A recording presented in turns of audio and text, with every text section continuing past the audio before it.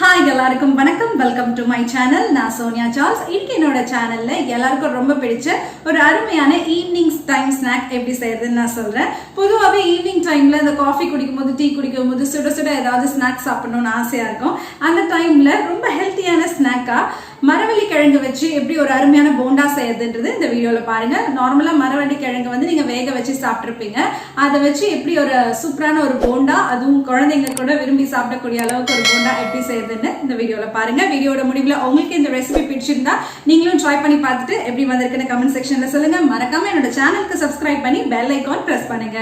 வாங்க சமைக்கலாம் ஃபர்ஸ்ட் இந்த போண்டா செய்கிறதுக்கு நான் மரவள்ளிக்கிழங்கு இந்த மாதிரி பீஸ் எடுத்து வச்சுருக்கேன் அதை வந்து கேரட் துருவுறதுல இந்த மாதிரி துருவி எடுத்துக்கணும் ஃபஸ்ட்டு மேலே இருக்க அந்த தோலை சீவிட்டு அதுக்கப்புறம் உள்ளே இருக்க பீஸை இந்த மாதிரி கேரட் துருவுறதுல துருவி எடுத்து வச்சிடணும் அடுத்து நான் அதை ஒரு மிக்ஸி ஜாரில் மாற்றுறேன் நான் துருவி வச்சுருக்கிறது கரெக்டாக 2 கப் அளவுக்கு வருது அந்த 2 கப் அளவுக்கு எடுத்து நான் ஒரு மிக்ஸி ஜாரில் மாற்றி இப்போ நைஸாக அரைச்சிக்க போகிறேன் இது அரைக்கிறதுக்கு கொஞ்சம் கொஞ்சமாக தண்ணி தெளித்து தான் அரைக்கணும் ரொம்ப தண்ணி ஊற்றி அரைச்சிடாதீங்க அதுக்கப்புறம் ரொம்ப தண்ணி ஆகிடும் போண்டா பிடிக்க வராது கொஞ்சம் கொஞ்சமாக தண்ணி தெளித்து இந்த மாதிரி பேஸ்ட் மாதிரி அரைச்சி எடுத்துக்கணும் இப்போ இது ரெடி ஆகிடுச்சு இது பாருங்கள் ரொம்ப தண்ணியாக இருக்காது தேவையான அளவு தான் தண்ணி தெளித்து அரைச்சிருப்பேன்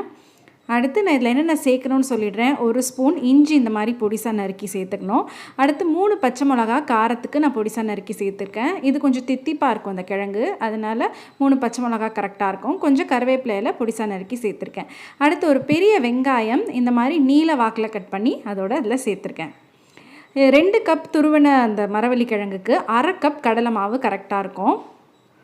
மாவு வந்து கரெக்டாக தண்ணி ஊற்றி அரைச்சிருந்தீங்கன்னா 1/2 கப் கடலை மாவு கரெக்டாக இருக்கும் இல்லை ரொம்ப தண்ணியாக இருக்குன்னு நினச்சிங்கன்னா இன்னும் கொஞ்சம் கடலை மாவு சேர்த்துக்கோங்க நான் இப்போ இதில் 1 டீஸ்பூன் உப்பு ஆப்ப சோடா ஒரு பிஞ்ச் சேர்த்துருக்கேன் அடுத்து 1/2 டீஸ்பூன் மிளகாய் தூள் சேர்த்துக்கோங்க காரத்துக்கு கரெக்டாக இருக்கும் அதெல்லாம் சேர்த்துட்டு இதை மெதுவாக பிசைஞ்சு விடணும் ரொம்ப அழுத்தி பிசையக்கூடாது பக்கோடாக்கு பிசைகிற மாதிரி ரொம்ப அழுத்தம் கொடுத்து பிசையக்கூடாது ரொம்ப லைட்டாக இதை பிசைஞ்சு விடணும் அது எல்லாமே இதில் கலந்து வர அளவுக்கு பிசையணும் இப்போ ஃபுல்லாக நான் அதை பிசைஞ்சு வச்சுட்டேன் இப்போ ஸ்டவ்வில் ஒரு பேன் வச்சு எண்ணெய் சூடு பண்ணிட வேண்டியதான் எண்ணெய் சூடாயிடுச்சு இப்போ இது ரொம்ப லைட்டாக உருண்டை பிடிச்சா போதும் அழுத்தம் கொடுத்து உருண்டை பிடிக்க வேண்டாம் லைட்டாக இது மாதிரி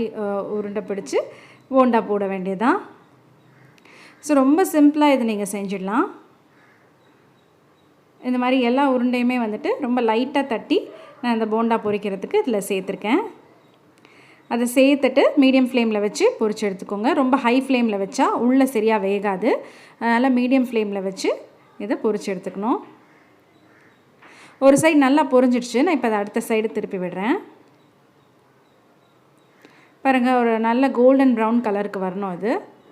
5 to 7 minutes ஆகும் இது நல்லா புரிஞ்சு வர்றதுக்கு இந்த மாதிரி ஒரு சைடு நல்லா வெந்த பிறகு அடுத்த சைடு திருப்பி விட்டு